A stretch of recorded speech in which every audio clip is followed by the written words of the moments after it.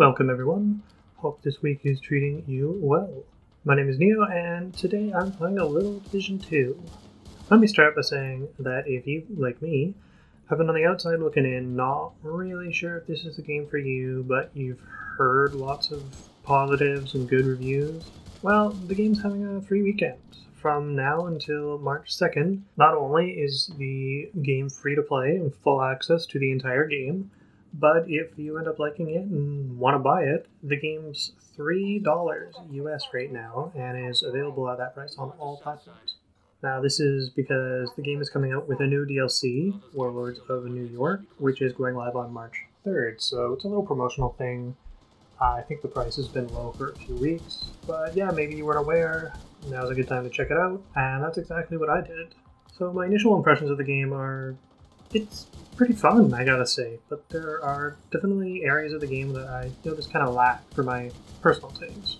For starters, let me just say that I come from a Battlefield background, so that game that's solo, infantry-based combat, it's, a bit of a drastic change from what I'm used to.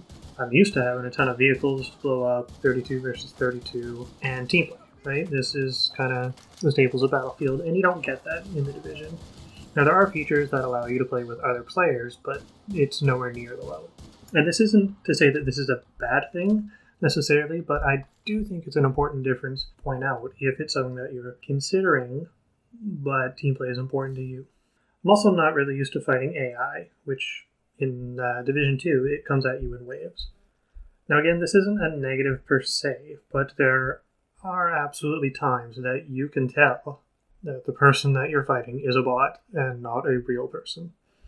So while those things, I wouldn't say that they are negative necessarily. One thing that I would strike as a negative for me would be the gunplay.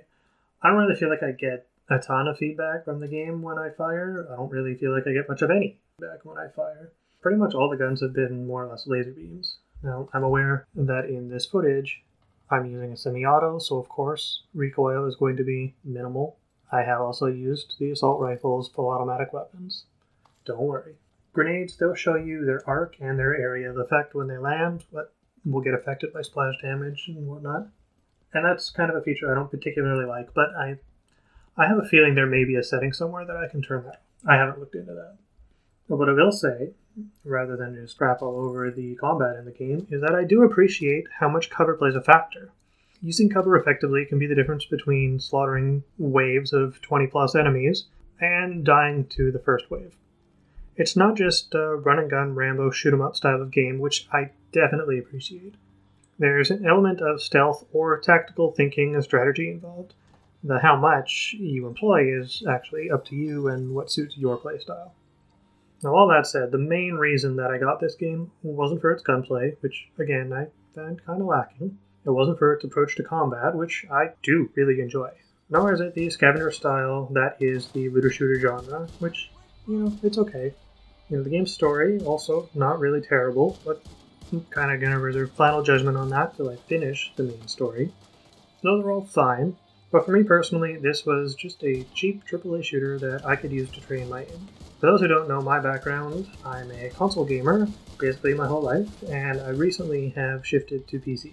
So I do have an aim training game designed specifically for that. If anyone's interested, it's AimLab, it's on Steam, and it's great, free to play, I highly recommend it. But I wanted to get some real game training as well. It's different when you're getting shot back. It's different when you have to think about cover, flanks, when to actually reload, target prioritization, trigger discipline, explosives, environment, all the things that go into a game that you don't necessarily get with a raw aim trainer. And in that regard, I would say I'm extremely happy with Division 2. It gives me all those things in spades. That's basically all this game is. It's just going into a new situation, getting into gunfights. Now, it's not to say that the game itself is terrible. It's not. The gameplay is really enjoyable. The story, from what I understand of it so far, I'm not, like I said, I'm not through the game yet, but so far the story's pretty good. And I got it all for $3. You can't really go that wrong with that, can you? I can't honestly say that I feel like I have not got my money's worth out of this game.